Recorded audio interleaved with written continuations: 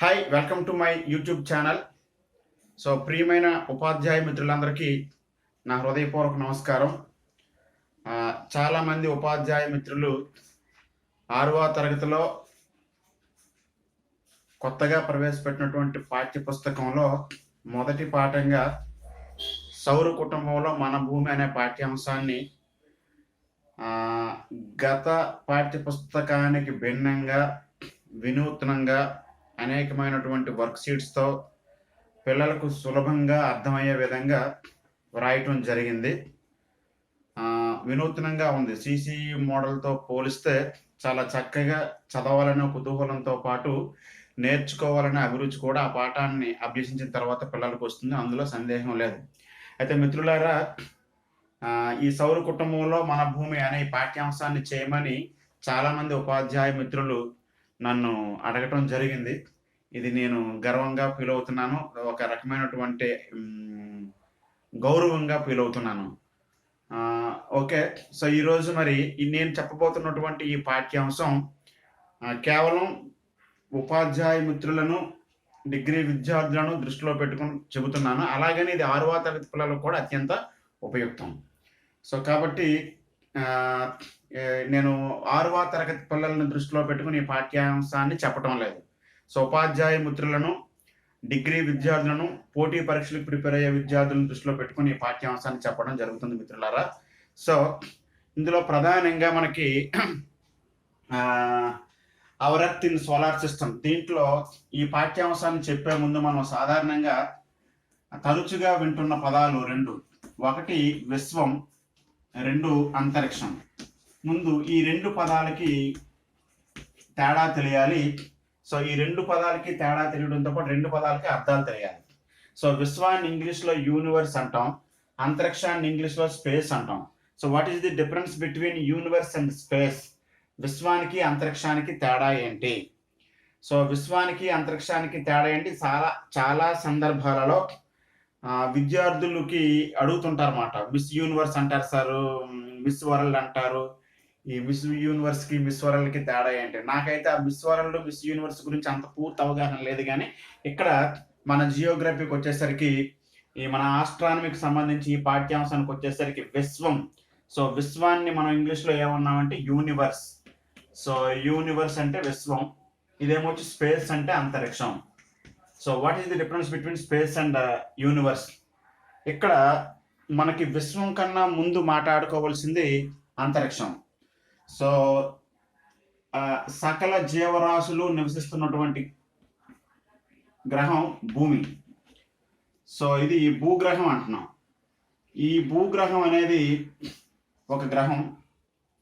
భూమి యొక్క ఆకర్షణ శక్తి ఎంత ఎత్తు వరకు ఉందో, సో భూమి యొక్క ఆకర్షణ శక్తి ఎంత ఎత్తు వరకు ఉంటుందో ఆ చుట్టూ వాతావరణం ఉంటుందన్నమాట. సో భూమి, భూ వాతావరణం. సో మొత్తం ఈ అనంతమైనటువంటి విశ్వంలో భూమి, భూ వాతావరణం ఉంది కదా.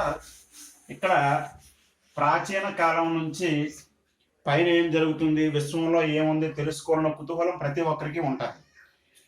సో మానవుడు భూ వాతావరణాన్ని విడిచిపెట్టి పైకి వెళ్ళాలంటే రాకెట్ మీద వెళ్ళాలి. సో రాకెట్ మీద వెళ్ళిన తర్వాత ఎక్కడైతే భూమికి ఆకర్షణ శక్తి అయిపోతుందో ఇక్కడికి వచ్చాడు అనుకుందాం. ఫ్రమ్ ఎక్స్ అనే వ్యక్తి ఇక్కడికి వచ్చాడు, రాకెట్ మీద ఇంతవరకు వచ్చాడు. ఇక్కడికి వచ్చిన తర్వాత భూమికి ఆకర్షణ శక్తి ఆగిపోయింది కాబట్టి ఇక్కడ ఉపగ్రహంలో దిగుతాడు, కృత్రిమ ఉపగ్రహంలో. సో ఈ రకంగా మనిషి అంతరిక్షంలోకి వెళ్ళడం అంటమాట. అంటే దాని అర్థం ఏంటి? ఈ మొత్తం శూన్యం అంతా, ఈ శూన్యంలో చాలా పదార్థాలు ఉంటాయి, చాలా ఖగోళ పదార్థాలు ఉంటాయి. మనం శూన్యం అనే మాట వాడినప్పటికీ చాలా పదార్థాలు ఉంటాయి, ఖగోళ పదార్థాలు అంటాం. సో కాబట్టి ఇక్కడ భూమి, భూ వాతావరణం మినహాయించి, ఇది భూమి చుట్టూ ఉన్నటువంటి వాతావరణం. భూమి, భూ వాతావరణం మినహాయించి మిగతా విశ్వాన్ని అంతరిక్షం అంటారు. సో అంతరిక్షము భూమి, భూ వాతావరణం మినహాయించి, ఇది ఉదాహరణ వరకు భూ వాతావరణం అని చెప్పాం మనం. సో ఎంతవరకు భూ వాతావరణం చెప్పాం కాబట్టి భూమి, భూ వాతావరణం మినహాయించి మిగతా విశ్వాన్ని అంతరిక్షం అంటారు. ఈ అంతరిక్షానికి భూమిని కలిపితే విశ్వము వస్తుంది. సో ఇది పెద్దవారికి అర్థమవుతుంది, చిన్నపిల్లలకి ఇంకా అమూర్త భావంలా కనిపిస్తుంది అన్నమాట. కాబట్టి ఇక్కడ భూమి భూ వాతావరణం మినహాయించి మిగతా విశ్వాన్ని అంతరిక్షం అంటారు. అంతరిక్షానికి భూమిని కలిపితే విశ్వము వస్తుంది. మరి ఈ విశ్వం గురించి తెలుసుకోవాలన్న కుతూహలం, అంతరిక్షం గురించి తెలుసుకోవాలన్న కుతూహలం ఈనాటిది కాదు. చాలా ప్రాచీన కాలం నుంచి అంతరిక్షం గురించి తెలుసుకోవాలన్న కుతూహలం, విశ్వం గురించి తెలుసుకోవాలన్న కుతూహలం అనాదిగా ప్రజల్లో ఉంది మాట. సో మరి ఇందులో మనం ఈ విశ్వం ఎలా ఏర్పడింది, దీనికి సంబంధించినటువంటి చాలా సిద్ధాంతాలు ఉన్నాయి. ఈ చాలా సిద్ధాంతాల్లో మన 6వ తరగతి ప్రస్తుత పాఠానికి సరిపోయే విధంగా దీన్ని నేను డెవలప్ చేయాలనుకుంటున్నాను. కాబట్టి ఈ విశ్వం గురించి చాలా వరకు ఒక 10 గంటలు చెప్పొచ్చు, 20 గంటలు చెప్పొచ్చు, 30 గంటలు చెప్పొచ్చు. సో మనం కాబట్టి దీనికి ఈజ్ నో లిమిటేషన్స్. కేవలం 6వ తరగతి పాఠ్యాంశాన్ని అభివృద్ధి పరచడానికి కావలసిన సమాచారాన్ని ఇవ్వడం కోసం నేను ఈ పాఠ్యాంశంలో ప్రయత్నం చేస్తాను. సో కాబట్టి ఇక్కడ ఇందులో విశ్వము గురించి మాట్లాడే ముందు, విశ్వము అనగా అనేక నక్షత్రాల సముదాయం, a group of stars. A group of stars అంటేనే విశ్వం. విశ్వంలో అనేక నక్షత్రాల సముదాయం. ఇది చూడడానికి చాలా చిన్న పదంలా కనిపిస్తుంది. ఏముంది, అనేక నక్షత్రాల సముదాయమే విశ్వం అని. మరి ఇక్కడ ఈ నక్షత్రం అనగానేమి, ఈ నక్షత్రాలు ఏ రకంగా ఏర్పడ్డాయి? సో ఇదంతా తెలుసుకోవాలి అంటే మనం ఒకసారి మహావిస్ఫోటన సిద్ధాంతం గురించి మాట్లాడాలి. సో మహావిస్ఫోటన సిద్ధాంతం అంటే ఏంటట, 1350 కోట్ల సంవత్సరాలకు పూర్వం, 1350 కోట్ల సంవత్సరాలకు పూర్వం, 1350 కోట్ల సంవత్సరాలకు పూర్వం, ఇది కూడా సుమారుగా 1350 కోట్ల సంవత్సరాలకు పూర్వం మనం నివసిస్తున్నటువంటి ఈ భూమి కానీ, కనిపిస్తున్నటువంటి నక్షత్రాలు కానీ, సూర్యుడు కానీ, చంద్రుడు కానీ ఏమీ లేనప్పుడు, మరి ఏమీ లేకపోతే ఏముంటుంది? శూన్యం. ఈ అనంతమైనటువంటి శూన్యంలో, మరి ఇక్కడ శూన్యం అనే పదం వాడుతాం కానీ వాడకూడదు ఆ పదం. ఆ శూన్యంలో కొన్ని వేల టన్నుల వాయు నిక్షేపాలు ఉన్నాయి. కొన్ని వేల అనంతమైనటువంటి వాయురాశి నిక్షేపాలు ఉన్నాయన్నమాట. సమస్తం శూన్యం. గ్రహాలు కానీ, నక్షత్రాలు కానీ, ఏ రకమైన ఖగోళ పదార్థాలు లేనప్పుడు అంతా కూడా శూన్యంలో అపారమైనటువంటి వాయురాశి ఉందన్నమాట. అపారమైనటువంటి వాయురాశి, కొన్ని వేల టన్నుల వాయురాశి ఒకే చోట నిక్షిప్తమై ఉన్నదని, ఈ అనంతమైన ఈ వాయురాశిలో ఎక్కువగా హైడ్రోజన్ పరమాణువులు ఉన్నాయని, ఈ అనంతమైన వాయురాశిలో ఎక్కువగా హైడ్రోజన్ పరమాణువులు.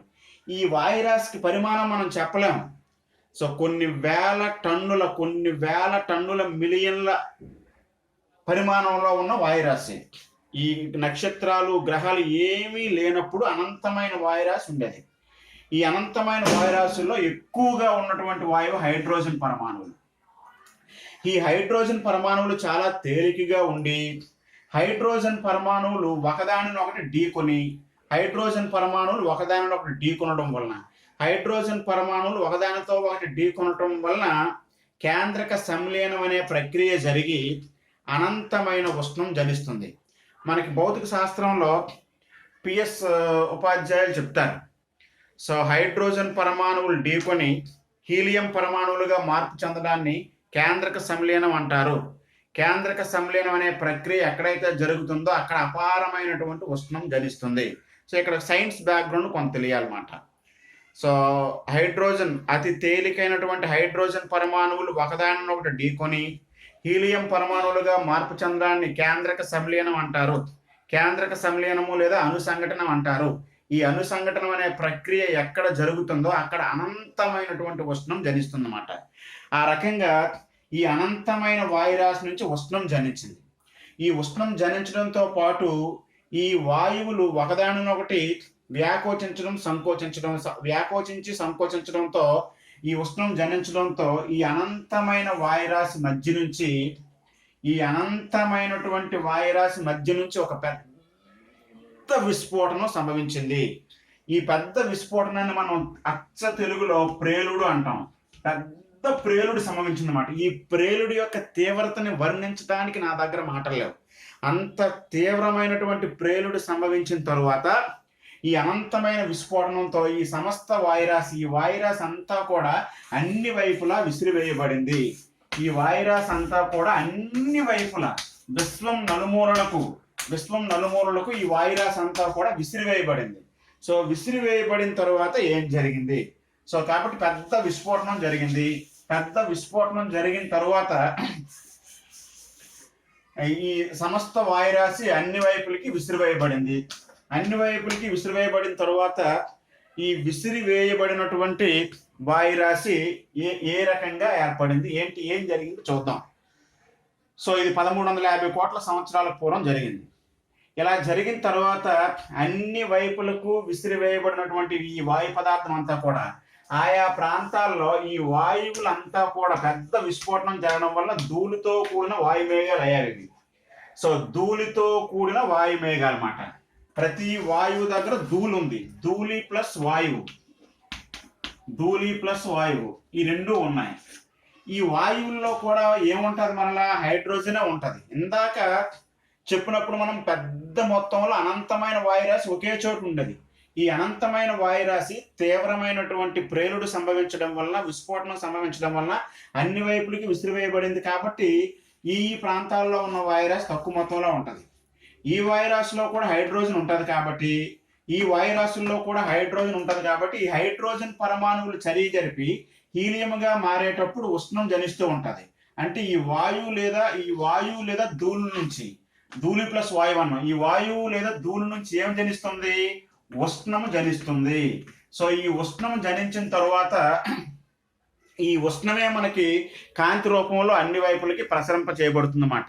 సో కాబట్టి ఏ ధూళి వాయు పదార్థాల నుంచి ఉష్ణం జనిస్తుందో ఆ పదార్థాలన్నీ కూడా నక్షత్రాలుగా పిలువబడ్డాయి.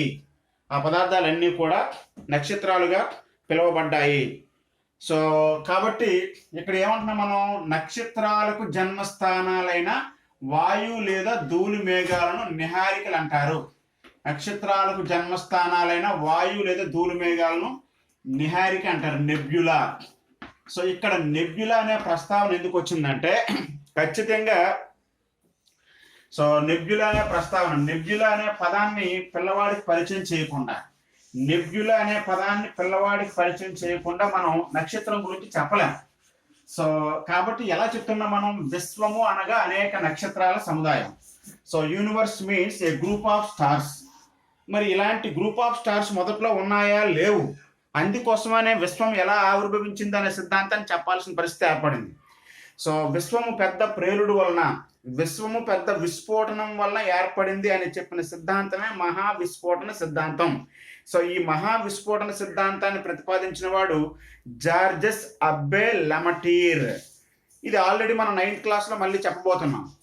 9th క్లాస్లో మహావిస్ఫోటన సిద్ధాంతం యొక్క ప్రస్తావన పరోక్షంగా ఉందన్నమాట. సో కాబట్టి విశ్వం అనగా అనేక నక్షత్రాల సముదాయం. మరి నక్షత్రాలు ఎలా ఏర్పడతాయంటే నీహారికతో ఏర్పడతాయి. నీహారిక లేదా నెబ్యులా. సో నీహారిక లేదా నెబ్యులా అంటే మనం నక్షత్రం నీహారిక లేదా నెబ్యులా అంటే వాయువు లేదా ధూళి మేఘాలు అంటున్నాం. సో ఈ వాయువు లేదా ధూళి మేఘాల నుంచి నక్షత్రాలు ఏర్పడతాయి. మరొకసారి నిర్వచనం చెప్తాను నేను. నక్షత్రాలకు జన్మస్థానాలైన వాయువు లేదా ధూళి మేఘాలను నీహారికలు అంటారు. నీహారికల నుంచే నక్షత్రాలు ఏర్పడతాయి. ఈ నీహారికలను మొట్టమొదట కనుగొన్న శాస్త్రవేత్త హ్యూజెన్స్ అనే శాస్త్రవేత్త మొట్టమొదట ఈ నీహారికలు లేదా నెబ్యులాలను కనుక్కోవడం జరిగిందన్నమాట. సో నక్షత్రాలకు జన్మస్థానాలైన వాయువు లేదా ధూళి మేఘాలను నీహారికలు అంటారు. ఓకే, సో ఇది అయిపోయింది. ఇప్పుడు మనం తెలుసుకోవాల్సిన విషయం ఏంటి? మరి ఈ నక్షత్రాలు ఉన్నాయన్న సంగతి మనం భూమి మీద నివసిస్తున్నాం కాబట్టి సో భూమి తన చుట్టూ తాను తిరిగినప్పుడు ఉత్తరాన బిందువు స్థిరంగా ఉంది, ఉత్తర ధ్రువం అన్నాం. దక్షిణాన స్థిరంగా ఉన్న బిందువు దక్షిణ ధ్రువం అన్నాం. సో కాబట్టి ఇక్కడ ఏమైందంటే north pole south pole. So ఎక్కువ భూభాగం ఉత్తరార్ధగోళంలో ఉంది కాబట్టి ఈ ఉత్తర ధ్రువం నుంచి చూస్తే ఎల్లప్పుడూ ఆకాశంలో ఒక నక్షత్రం స్థిరంగా కనిపిస్తూ ఉంటది. సో ఉత్తర ధ్రువం నుంచి చూసేటప్పుడు ఆకాశంలో ఎల్లప్పుడూ ఒక నక్షత్రం స్థిరంగా కనిపిస్తుంది. ఈ స్థిరంగా కనిపించే నక్షత్రాన్ని ధ్రువ నక్షత్రం అంటారన్నమాట. ధ్రువ నక్షత్రం. ఈ ధ్రువ నక్షత్రానికే సప్తర్షి మండలం అని పేరు. ఇక్కడ 7 నక్షత్రాలు కలయిక. 7 నక్షత్రాల కలయిక మాట. ఈ 7 నక్షత్రాల కలయిక ఒకే నక్షత్రంలో మనకి దర్శనమిస్తూ ఉంటుంది. సో చాలా సందర్భాల్లో ఉత్తర ధ్రువం నుంచి ఆకాశం వైపు చూసినప్పుడు ఆకాశంలో 7 నక్షత్రాల గుంపు స్థిరంగా ఉన్నట్టు కనిపిస్తుంది, ఎల్లప్పుడూ స్థిరంగా ఉంటుంది. ఆ స్థిరంగా ఉన్నదాన్నే మనం ధ్రువ నక్షత్రం అంటాం. మధ్యలో ఉంటుంది అన్నమాట ధ్రువుడు అనే ఋషి. ఆ ఋషి చుట్టూ మిగతా 8 ఋషులు ఉన్నట్టు, అంటే మిగతా ఆ ఋషి చుట్టూ మిగతా 6 నక్షత్రాలు ఉంటాయి. దాన్ని సప్తర్షి మండలం అంటాం. ఇది స్థిరంగా ఉంది కాబట్టి ఈ స్థిరమైనటువంటి నక్షత్రాన్ని ఆధారంగా చేసుకునే మిగతా నక్షత్రాలకి మధ్య దూరం కొలవడం, మిగతా నక్షత్రాల గురించి కూడా తెలుసుకోవడానికి ఉపయోగపడింది అన్నమాట. కాబట్టి ఇక్కడ మనం భూమి మీద నివసిస్తున్న వారు, భూమి ఇందాక చెప్పాం మనం, విశ్వం ఆవిర్భవించి 1350 కోట్ల సంవత్సరాలు అయిందని. అలాంటి విశ్వం ఆవిర్భవించడం అంటే ఏంటి? అనేక నక్షత్రాలు ఏర్పడ్డాం. సో ఆ నక్షత్రాలు ఏర్పడిన తరువాత ఆ నక్షత్రాల నుంచి గ్రహాలు ఏర్పడ్డాయి. మనం భూమి అనే గ్రహం ఏ రకంగా ఏర్పడిందో చెప్పుకుందాం. మరి ఈ భూమి మీద నివసిస్తున్న మనకు సాంకేతిక పరిజ్ఞానం, భూమి ఏర్పడి 450 కోట్ల సంవత్సరాలు అయింది. ఈ 450 కోట్ల సంవత్సరాల కాలం అయిన తర్వాత భూమి మీద ఈ టెక్నాలజీ వచ్చి మనం వాడుతున్న టెక్నాలజీ, ఇప్పుడు అధునాతనమైనటువంటి కెమెరాలు కానీ, అయస్కాంత శక్తిని కనుక్కోవడం కానీ, గురుత్వాకర్షణ శక్తిని కనుక్కోవడం కానీ, శక్తివంతమైనటువంటి టెలిస్కోపులు కనుక్కోవడం, ఈ టెక్నాలజీ గత 100 సంవత్సరాల నుంచే వచ్చిందన్నమాట. ఈ టెక్నాలజీ ఎప్పుడైతే వచ్చిందో ఆకాశంలో అనేక నక్షత్రాలు గుంపులుగా ఉన్నట్టు మనం కనుక్కున్నాం. సో కాబట్టి మొట్టమొదట మానవుడు చేసిన పని ఏంటి? మానవుడు చేసిన పని ఏంటంటే భూమికి దగ్గరగా ఉండే నక్షత్రాన్ని కనుక్కున్నాడు. భూమికి దగ్గరగా ఉండే నక్షత్రం సూర్యుడు. భూమికి దగ్గరగా ఉండే నక్షత్రం సూర్యుడు అని కనుక్కోవడం జరిగిందన్నమాట. సో భూమికి దగ్గరగా ఉండే నక్షత్రం సూర్యుడు అని కనుక్కున్నారు. ఓకే, మరి ఈ సూర్యుడి గురించి మనం ఎలాగా చెప్తాం? సోలార్ సిస్టంలో మనం చేసిన, భూమి మీద నివసిస్తున్న మనుషులు సాంకేతిక పరిజ్ఞానం పెరిగిన తర్వాత, టెలిస్కోపుల యొక్క శక్తి పెరిగిన తర్వాత భూమికి అత్యంత సమీపంలో ఉన్న నక్షత్రం సూర్యుడు అని కనుక్కోవడం జరిగింది.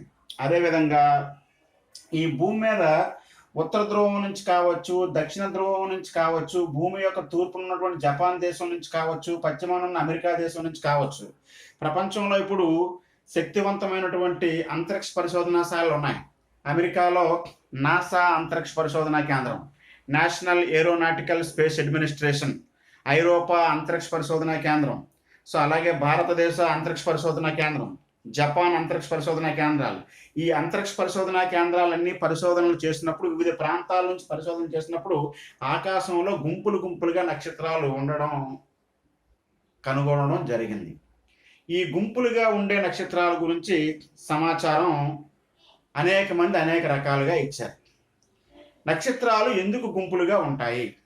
గుంపులుగా మనం ఎందుకు కనిపిస్తాయి? రాత్రిపూట ఆకాశంలో చూసినప్పుడు అనేక నక్షత్రాలు గుంపులుగా దర్శనమిస్తాయి.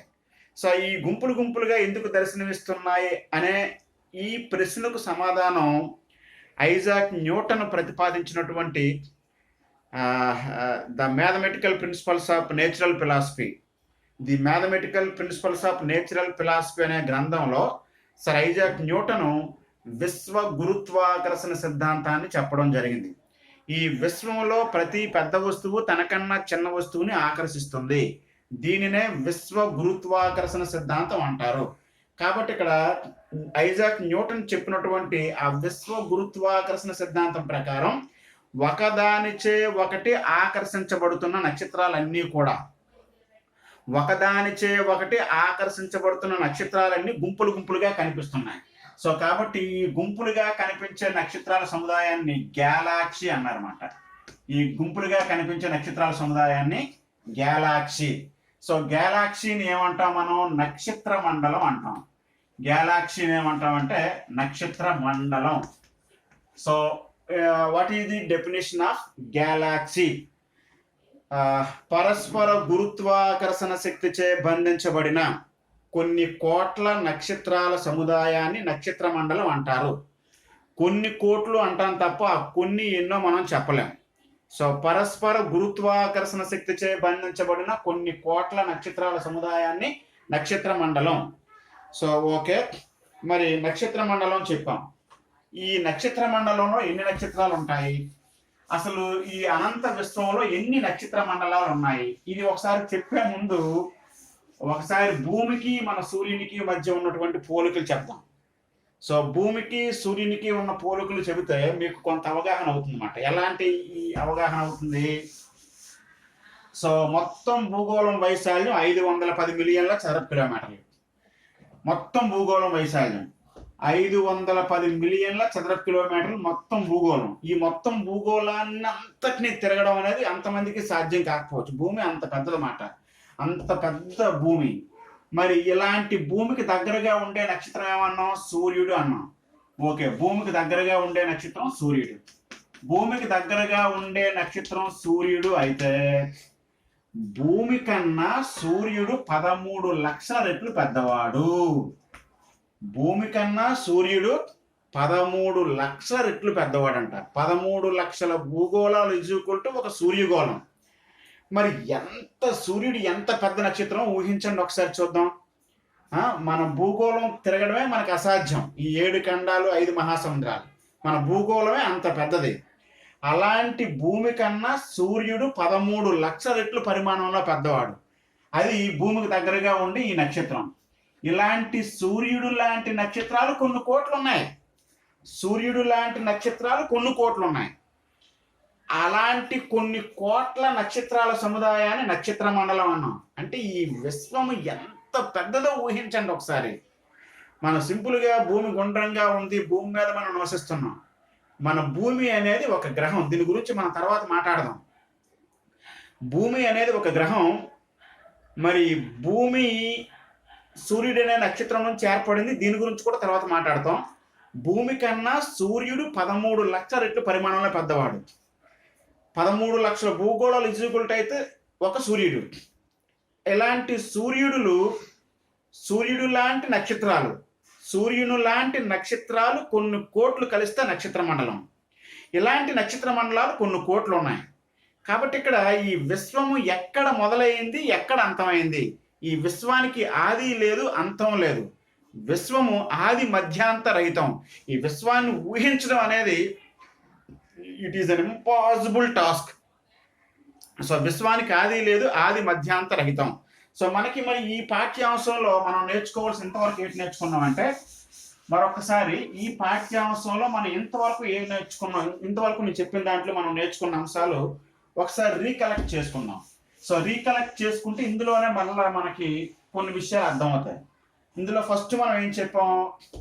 విశ్వము అనగానేమో చెప్పాం.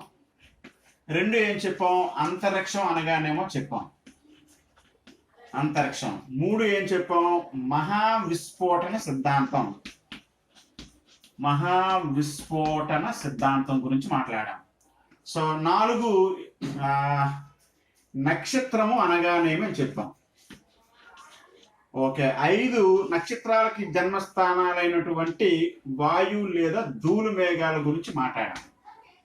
సో ఇంతవరకు మాట్లాడాం. తర్వాత నక్షత్రాల సముదాయాన్ని నక్షత్ర మండలం అన్నాం. నక్షత్ర మండలం. ఓకే, వీటికి ఒకసారి మనం ఇంగ్లీష్లో మరొకసారి రిపీట్ చేస్తే ఇది యూనివర్స్. సో యూనివర్స్ అంటే విశ్వం, ఇది అంతరిక్షం, స్పేస్ అంటే అంతరిక్షం. మహావిస్ఫోటన సిద్ధాంతాన్ని మనం ఇంగ్లీష్లో ఏమన్నాం? బిగ్ బ్యాంగ్ థియరీ అన్నాం. So big bang theory. నక్షత్రం స్టార్. సో నీహారిక ఇంగ్లీష్లో ఏమన్నాం? నెబ్యులా. నెబ్యులా అంటే నీహారిక. సో నక్షత్ర మండలాన్ని ఏమన్నాం? Galaxy. GALAXY galaxy. Okay, universe. యూనివర్స్కి మనం డెఫినేషన్ చెప్పాలంటే ముందు అంతరిక్షం చెప్పాలి. సో అంతరిక్షం అంటే ఏమన్నాం, భూమి భూ వాతావరణం మినహాయించి, ఈ ఎర్త్ అంటే భూమి, భూ వాతావరణం మినహాయించి, భూమి చుట్టూ ఉన్న వాతావరణం, భూమి భూ వాతావరణం మినహాయించి మిగతా అంతరిక్షాన్ని అంతటిని, భూమి భూ వాతావరణం మినహాయించి మిగతా విశ్వాన్ని అంతటిని అంతరిక్షం అంటారు. ఆ అంతరిక్షానికి భూమిని భూ వాతావరణాన్ని కలిపితే విశ్వం. ఓకే. తర్వాత మహా విస్ఫోటన సిద్ధాంతం. 1350 కోట్ల సంవత్సరాల క్రితం ఈ కనిపిస్తున్న నక్షత్రాలు కానీ, సూర్యుడు కానీ, చంద్రుడు కానీ, భూమి కానీ ఏమీ లేదు. ఏమీ లేనప్పుడు ఈ సమస్త శూన్యం అనకూడదు, ఈ సమస్త బ్రహ్మాండంలో కొన్ని వేల టన్నుల వాయురాశి నిక్షిప్తమై ఉండేది.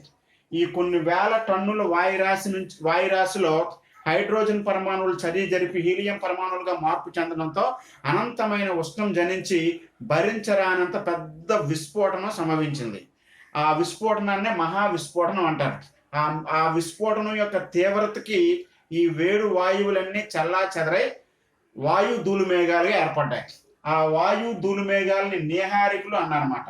సో నక్షత్రాలు ఈ వాయు ధూళి మేఘాల నుంచి నక్షత్రాలు ఏర్పాటయ్యాయి. నక్షత్రాలకు జన్మస్థానాలైన వాయు లేదా ధూళి మేఘాలను నీహారికలు అయితే నెబ్యులా అంటారు. ఈ నెబ్యులా నుంచే నక్షత్రం అనేది ఏర్పడింది అన్నమాట. సో నక్షత్రం అనేది స్వయం ప్రకాశక శక్తి కలిగింది. నక్షత్రం అనగా కొన్ని వేల టన్నుల వాయువుల నిక్షిప్తం. సో నక్షత్రం అనేది ఘన పదార్థం కాదు, ద్రవ పదార్థం కాదు. నక్షత్రము అనగా కొన్ని అనంతమైన వాయువుల సమ్మేళనం. ఏ వాయువుల సమ్మేళనం నుండి ఉష్ణం జనిస్తుందో, ఏ వాయువుల సమ్మేళనంలో అనంతమైన ధూళి ఉంటుందో, ఆ ధూళితో పాటు జనిస్తున్న ఉష్ణం స్వయం ప్రకాశక శక్తి కలిగినటువంటి ఖగోళ పదార్థాలను నక్షత్రాలు అంటారు. భూమికి దగ్గరగా ఉండే నక్షత్రం సూర్యుడు. ఓకే. నక్షత్ర మండలం అన్నాం. మరి నక్షత్రాలు గుంపులుగా ఉన్నాయన్న సంగతి మనకి ఎలా తెలిసింది? అనేక ఫోటోలు తీయడం ద్వారా, అనేక టెలిస్కోపుల ద్వారా గుంపులుగా ఉన్నాయన్న సంగతి తెలిసింది. ఎందుకు గుంపుగా ఉన్నాయి అంటే ఐజాక్ న్యూటన్ చెప్పిన సిద్ధాంతం. ఈ విశ్వంలో ప్రతి పెద్ద పదార్థము తనకన్నా చిన్న పదార్థాన్ని ఆకర్షిస్తుంది. పరస్పర గురుత్వాకర్షణ శక్తిచే బంధించబడినటువంటి కొన్ని నక్షత్రాల సముదాయాన్ని నక్షత్ర మండలం అంటారు. ఒక నక్షత్ర మండలంలో ఎన్ని నక్షత్రాలు ఉంటాయి చెప్పలేము. ఒక నక్షత్ర మండలంలో కొన్ని కోట్ల నక్షత్రాలు ఉంటాయి. అలా ఒకదానిచే ఒకటి బంధించబడి గుంపులుగా కనిపిస్తున్న వాటిని నక్షత్ర మండలం, గ్యాలాక్సీ అంటారు. ఇక్కడ సగటు ఉపాధ్యాయుడికి కావచ్చు, సగటు విద్యార్థి కావచ్చు, తరచుగా వచ్చే ప్రశ్న ఏంటంటే నక్షత్ర మండలాన్ని గ్యాలాక్సీ అన్నాం. సో నక్షత్ర మండలాన్ని గ్యాలాక్సీ అన్నాం. ఈ గ్యాలాక్సీ అనే పదానికి తరచుగా వాడుతున్నటువంటి పదం ఏంటి? పాలపుంత. సో పాలపుంతకి గ్యాలాక్సీకి సంబంధం ఏంటి? పాలపుంత గ్యాలాక్సీ ఒక్కటేనా? ఈ రెండింటికి తేడా ఏమైనా ఉందా? దాని గురించి స్పష్టంగా నేర్చుకుందాం. సో ఇక్కడ నక్షత్ర మండలం వేరు, నక్షత్ర మండలం దీన్ని గ్యాలాక్సీ అన్నాం. GALAXY Galaxy. అలాగే నక్షత్ర వీధి వేరు, నక్షత్ర వీధి. అయితే ఇక్కడ కొన్ని సందర్భాల్లో ఏమవుతుంది, కొన్ని పదాలు సాధారణంగా ఒకే రకంగా వాడుతాం వ్యవహారికంలో.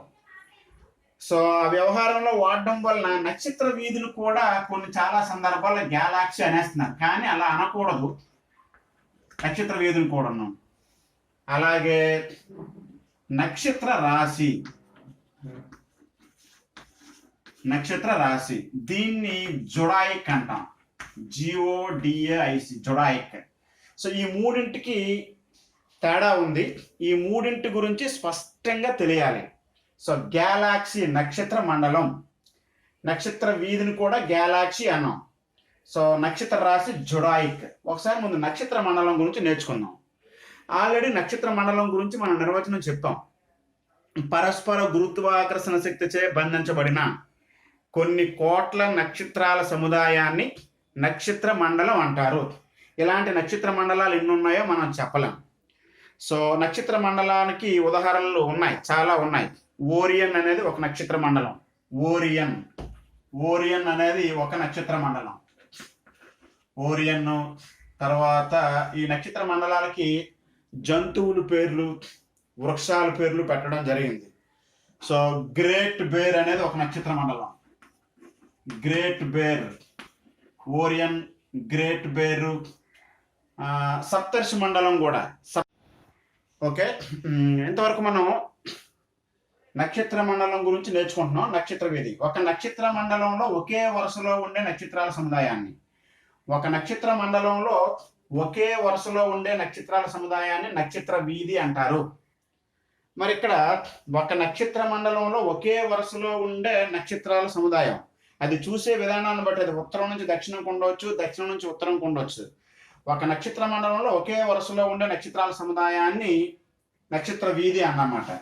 ఇక్కడ భూమికి దగ్గరగా ఉండే నక్షత్రం సూర్యుడు అన్నాం. సూర్యుడు అనేది ఒక నక్షత్ర మండలమే. సూర్యుడు ఒక నక్షత్ర మండలంలోనే ఉన్నారు, కాదనటం లేదు. సో భూమికి దగ్గరగా ఉండే నక్షత్రం సూర్యుడు అన్నాం. ఇది భూమికి దగ్గరగా ఉండే నక్షత్రం సూర్యుడు అన్నాం. ఇలా ఓకే, సూర్యుడు అనే నక్షత్రం ఒక నక్షత్ర మండలం ఉన్నారు, కాదనటం లేదు. అయితే ఇక్కడ జాగ్రత్తగా గమనిస్తే భూమి మీద నుంచి సూర్యుడు ఏ నక్షత్ర మండలంలో ఉన్నారో ఆ నక్షత్ర మండలాన్ని మనం పర్టికులర్గా అబ్జర్వ్ చేస్తే, సో భూమి మీద నుంచి మన సూర్యుడు ఉండే నక్షత్ర మండలం, సో ఉత్తర ధ్రువం నుంచి చూసినప్పుడు ఏమైందంటే అనేక నక్షత్రాల సముదాయం ఉంది. ఇలా ఈ అనేక నక్షత్రాల సముదాయం ఉంది, ఇలా అస్పష్టంగా కొన్ని ఉన్నాయి. ఇదంతా కూడా ఒక నక్షత్ర మండలం. ఈ నక్షత్ర మండలంలో మనకి భూమి మీద నుంచి ఈ నక్షత్రాలు అస్పష్టంగా కనిపిస్తున్నాయి, ఇవి అస్పష్టంగా కనిపిస్తున్నాయి. ఈ ఉత్తర ధ్రువం నుంచి చూసినప్పుడు ఇక్కడెక్కడో సూర్యుడు అనే నక్షత్రం ఇక్కడ ఉందన్నమాట. అంటే ఇదంతా కూడా ఒక వరుస, ఇక్కడ ఒక వరుస ఉంది, ఇక్కడ ఒక వరుస ఉంది. ఈ అన్ని వరుసలను కలిపి ఒక నక్షత్ర మండలం అన్నాం. ఇక్కడేమంటున్నాం మనం, మన సూర్యుడు ఏ వరుసలో ఉన్నాడో ఈ వరుసలో ఉన్నాడు. మన సూర్యుడు ఉండే ఈ స్థానిక నక్షత్ర వీధికి, మన సూర్యుడు కనిపిస్తున్న ఈ స్థానిక నక్షత్ర వీధికి పాలపుంత లేదా ఆకాశగంగ అని పేరు. సో పాలపుంత లేదా ఆకాశగంగ. సో దీన్ని ఇంగ్లీష్లో మిల్కీ వే అంటాం. సో మిల్కీ వే, పాలపుంత లేదా ఆకాశగంగ లేదా మిల్కీ వే అంటాం. మరొకసారి చెప్తున్నాను, భూమి యొక్క ఉత్తర ధ్రువం నుంచి పరిశీలన చేసినప్పుడు అనంతమైన నక్షత్రాల సముదాయం కనిపిస్తుంది. ఈ నక్షత్ర సముదాయాల్లో ఒక వరుసలో ఉండే సముదాయం చాలా స్పష్టంగా దర్శనమిస్తుంది, అనేక వరుసలు అస్పష్టంగా ఉంటాయి. ఈ మొత్తం ఈ వరుసలన్నింటినీ కలిపి నక్షత్ర మండలం అన్నాం. ఈ నక్షత్ర మండలంలో మన సూర్యుడు ఏ వరుసలో ఉన్నాడో దానిని మాత్రమే పాలపుంత లేదా ఆకాశగంగ లేదా మిల్కీ వే అన్నారు. ఎందుకు ఇలా అన్నారు? ఈ నక్షత్రాలు ఈ వరుసలో ఉండే ఈ నక్షత్రాలన్నీ కూడా పైనుంచి కిందికి పాలు కారుతున్నట్టు కనిపిస్తున్నాయి కాబట్టి పాలపుంత. సో దీన్ని ఇంగ్లీష్లో మిల్కీ వే అన్నాం. అచ్చమైన తెలుగులో క్షీర పదము అంటారన్నమాట, క్షీర పదము. సో పైనుంచి పాలు కింద కారుతున్నట్టు కనిపిస్తున్నాయి కాబట్టి. సో కాబట్టి దీన్ని పాలపుంత. పైనుంచి ఆకాశం నుంచి భూమి వైపు తెల్లని నీరు కిందకి పారుతున్నట్టు, సో తెల్లని నీరు కిందకి పడుతున్నట్టు కనిపిస్తుంది కాబట్టి ఆకాశగంగ అన్నారన్నమాట. సో కాబట్టి మన సూర్యుడు ఏ నక్షత్ర వీధిలో ఉన్నాడో ఆ స్థానిక నక్షత్రాల సముదాయాన్ని పాలపుంత లేదా ఆకాశగంగ లేదా మిల్కీ వే అంటారు. కాబట్టి అనేక పాలపుంతల సముదాయమే నక్షత్ర మండలం. ఇక్కడ అతిశయోక్తి అలంకారం ప్రయోగించి నక్షత్ర వీధిలో కొన్ని కోట్ల నక్షత్రాలు ఉంటాయి, నక్షత్ర మండలంలో కొన్ని కోట్లు ఉంటాయి. ఆ కొన్ని కోట్లు అన్నాం కాబట్టి స్పష్టంగా లేదు. అందుకోసమని చాలా సందర్భాల్లో నక్షత్ర మండలాన్ని గ్యాలాక్సీ అంటారు, నక్షత్ర వీధిని కూడా గ్యాలాక్సీ అంటారు అన్నమాట. సో కాబట్టి మన సూర్యుడు ఉండే స్థానిక నక్షత్ర వీధికి పాలపుంత లేదా ఆకాశగంగ అని పేరు. తర్వాత ఇంకోటి ఏంటి, ఈ గ్యాలాక్సీ అనే పదం కూడా ఎలా వచ్చింది? సో సంస్కృతంలో గ్యాలా అంటే పాలు అని అర్థం, అక్షి అంటే కన్నులు, అక్షి అంటే కన్ను అని అర్థం. సో పైనుంచి కిందికి పాలు కారుతున్నట్టు, అందుకోసమనే గ్యాలాక్సీ అనే పదం కూడా వచ్చిందన్నమాట. సో గ్యాలాక్సీ, గ్యాలా అక్షి, గ్యాలా అంటే పాలు, అక్షి అంటే కన్నులు అని అర్థం అన్నమాట. తెల్లటి కన్నులు కలిగిన కాంతి పైనుంచి కిందకి జాలువారుతున్నట్టు కనిపిస్తాయి కాబట్టి వీటిని గ్యాలాక్సీలు అన్నారన్నమాట. సో కాబట్టి గ్యాలాక్సీ అంటే నక్షత్ర మండలమే కరెక్ట్. మరి సూర్యుడు ఉన్నటువంటి పాలపుంత కూడా ఒక నక్షత్ర మండలమే, ఒక వరుసలో ఉండే నక్షత్రాలు. ఈ అనేక వరుసలు కలిపితే నక్షత్ర మండలం అంటామన్నమాట. సో కాబట్టి అనేక నక్షత్ర వీధులు కలయిక నక్షత్ర మండలం. మన సూర్యుడు ఉండే స్థానిక నక్షత్ర వీధికి పాలపుంత లేదా ఆకాశగంగ అని పేరు. సో ఇకపోతే మనం నేర్చుకోవాల్సింది జుడాయిక్ నక్షత్ర రాశి గురించి. సో దీన్ని చాలా స్పష్టంగా మనం చెప్పడానికి ప్రయత్నం చేద్దాం. సో నక్షత్ర రాశి అంటే ఏంటి, జుడాయిక్ అంటే ఏంటి? సో ఈ జుడాయిక్ అనేది వేరే వేరే అర్థంలో వాడుతారు. ఇది చాలా మనకి ఈ నక్షత్ర రాశి గురించి తెలియాలి అంటే, సో నక్షత్ర రాశి గురించి తెలియాలి అంటే భూభ్రమణము భూ పరిభ్రమణం గురించి తెలియాలి. సో ఈ భూభ్రమణము భూ పరిభ్రమణం గురించి బాగా అర్థమైతేనే నక్షత్ర రాశి గురించి కూడా మనకి బాగా అర్థం అవుతుంది. నా వరకు నేను చెప్పడానికి ప్రయత్నం చేస్తాను మ్యాక్సిమం. ఇందులో సో సూర్యుని చుట్టూ భూమి తిరుగుతుంది. సూర్యుని చుట్టూ భూమి తిరుగుతుంది. భూమికి దగ్గరగా ఉండే నక్షత్రం సూర్యుడు. అలాగే మన సూర్యుడు పాలపుంత అనే నక్షత్రాల సముదాయంలో ఉన్నాడని చెప్పాం. పాలపుంత అనే నక్షత్రాల సముదాయంలో ఉన్నప్పుడు జాగ్రత్తగా గమనిస్తే సూర్యుని చుట్టూ భూమి తిరిగే మార్గం, సూర్యుని చుట్టూ భూమి తిరిగే మార్గాన్ని కక్ష్య అంటాం. సో సూర్యుని చుట్టూ భూమి తిరిగే మార్గం, సూర్యుని చుట్టూ భూమి తిరిగే మార్గం కక్ష్య దీర్ఘవృత్తాకారంలో ఉంటుంది. సో సూర్యుని చుట్టూ భూమి తిరిగే మార్గం కక్ష్య, ఆర్బిట్. సో ఈ ఆర్బిట్ మీద ఇక్కడ భూమి మొదలు పెట్టింది అనుకుందాం, ఎర్త్ మొదలు పెడితే ఇలా భూమి సూర్యుని చుట్టూ ఇక్కడ నుంచి ఇక్కడ బయలుదేరి ఇక్కడికి రావడానికి 3 నెలల కాలం పడుతుంది అన్నమాట. 3 months పడుతుంది. ఇది ఎర్త్ ఇక్కడికి వచ్చేసరికి. అదే ఎర్త్ ఇక్కడికి వచ్చేసరికి మరొక 3 నెలల కాలం పడుతుంది. మరొక 3 నెలలు అంటే ఈ పార్ట్ అంతా కంప్లీట్ అవడానికి 6 మాసాలు అన్నమాట. అదే రకంగా కింద పార్ట్ కంప్లీట్ అవడానికి 6 మాసాలు. సో ఇది ఒక 3 నెలలు, ఇది ఒక 3 నెలలు. సో ఈ 12 నెలల కాలంలో జాగ్రత్తగా గమనిస్తే ఈ 12 నెలల కాలంలో జాగ్రత్తగా గమనిస్తే ఏమవుతుందో మనకి భూమికి మధ్యగా గీయబడిన రేఖను భూమధ్య రేఖ అన్నాం. సో భూమధ్య రేఖ ఉత్తరానం అర్ధగోళం, ఉత్తరార్ధగోళం, దక్షిణం అర్ధగోళం, దక్షిణార్ధగోళం. సో కాబట్టి ఇక్కడ మనం ఒకసారి ఇది అనుకుంటే ఇక్కడ ఉంది భూమి, దీన్ని మనం సన్ అనకుండా ఇది సన్నే సూర్యుని చుట్టూ తిరుగుతున్న మార్గం. ప్రస్తుతానికి దీన్ని భూమి అనుకుంటే అక్కడ బాగోలేదు కాబట్టి ఇది ఉత్తరార్ధగోళం, దక్షిణార్ధగోళం. భూమి సూర్యుని చుట్టూ తిరుగుతుంది, ఎక్కడెక్కడో తిరుగుతుంది సూర్యుని చుట్టూ భూమి. తిరిగినప్పుడు ఏమవుతుంది, భూమి యొక్క ఆకారాన్ని ఆధారంగా చేసుకొని ఈ భూమి యొక్క అక్షం వాయులు ఉంది కాబట్టి ఈ మధ్యలో ఉండే భూభాగమే సూర్యునికి ఎదురుగా వస్తుంది. ఈ మధ్యలో ఉండే భూభాగమే. అది కూడా ఏమైంది, భూమధ్య రేఖకి కర్కట రేఖకి భూమధ్య రేఖ నుంచి కర్కట రేఖకి వెళ్ళేసరికి 3 నెలలు. సో కర్కట రేఖ నుంచి మళ్ళీ భూమధ్య రేఖ వచ్చేసరికి 3 నెలలు. సో మొత్తం ఒక అర్ధగోళం కంప్లీట్ అవ్వడానికి 6 నెలలు పడుతుంది అన్నమాట. అలాగే భూమధ్య రేఖ నుంచి మకర రేఖ వెళ్ళేసరికి 3 నెలలు, మకర రేఖ నుంచి మళ్ళీ భూమధ్య రేఖ వచ్చేసరికి 6 నెలలు అన్నమాట. సో కాబట్టి ఇందులో ఒక అర్ధగోళం కంప్లీట్ చేయడానికి ఇదొక అర్ధగోళం, ఇదొక అర్ధగోళం, ఇది ఇక్కడ 6 మాసాలు, ఇక్కడ 6 మాసాలు. సో ఇక్కడ జాగ్రత్తగా గమనిస్తే 12 నెలలు భూమి సూర్యుని చుట్టూ తిరిగి రావడానికి, భూమి సూర్యుని చుట్టూ తిరిగి రావడానికి 12 నెలల సమయం పడుతుంది. సో ఇక్కడ రాస్తాను 12 నెలల సమయం పడుతుంది. ఇందులో మనకి జాగ్రత్తగా గమనిస్తే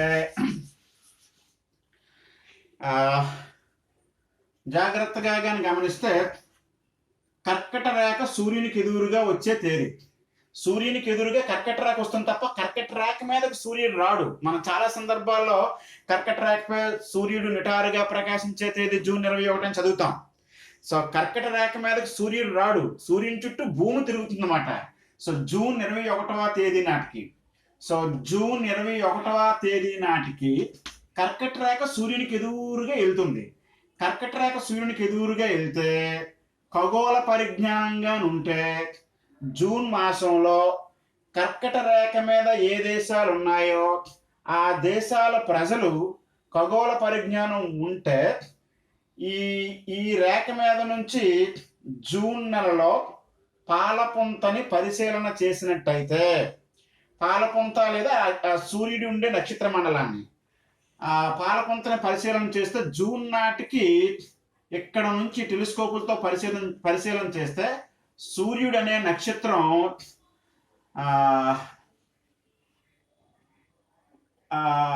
ఎండ్రకాయ ఆకారంలో దర్శనమిస్తుంది. ఎండ్రకాయ ఎండ్రకాయని ఏమంటాం? Capricorn. So Capricorn, tropic of Cancer, tropic of Cancer. So కాబట్టి ఇక్కడ జూన్ నెలలో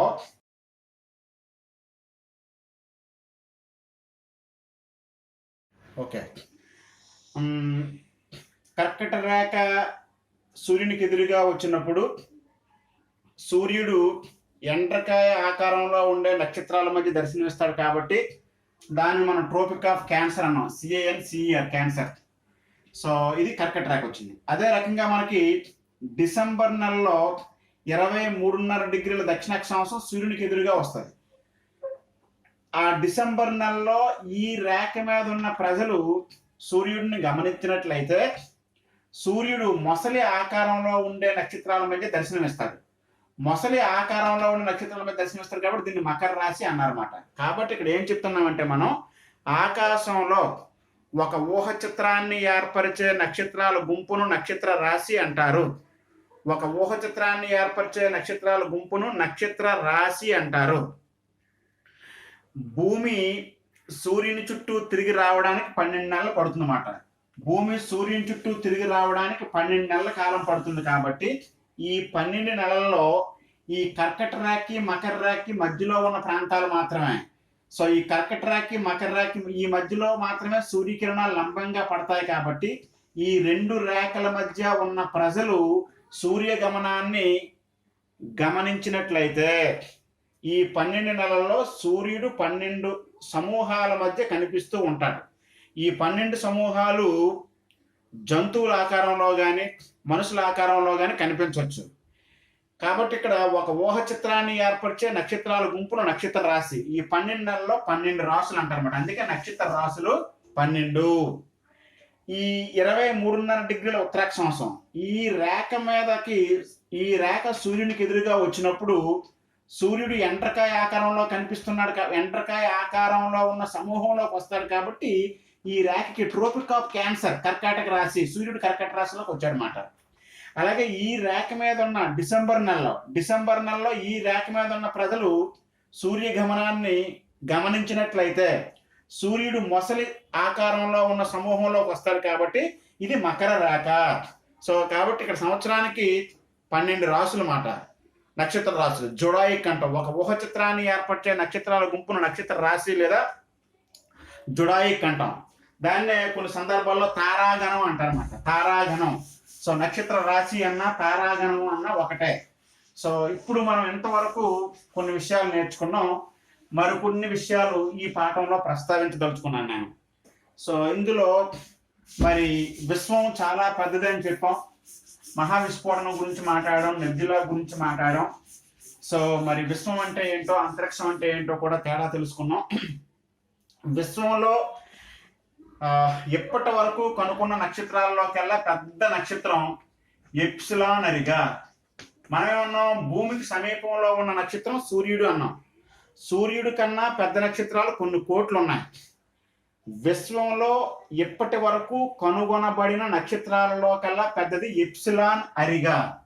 ఎప్సిలాన్ అరిగా అనే నక్షత్రం మనం ఇంతవరకు పెద్ద నక్షత్రం. ఇప్పటికున్న సాంకేతిక పరిజ్ఞానం, ఇప్పటికున్న టెలిస్కోపుల శక్తి ప్రకారం విశ్వంలో అతి పెద్ద నక్షత్రం ఎప్సిలాన్ అరిగా.